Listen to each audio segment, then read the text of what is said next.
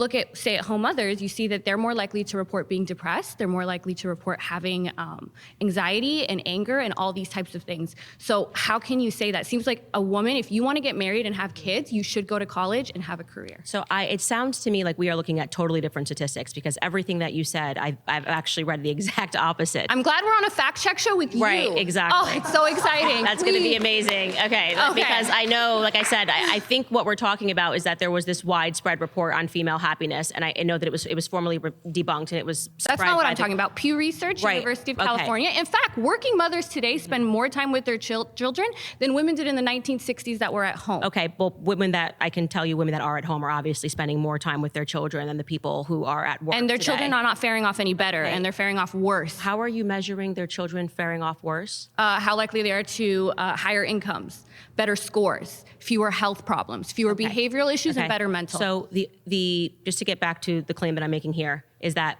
it is obvious that women who have children are going to be more fulfilled. How is right? that obvious? Because you said so?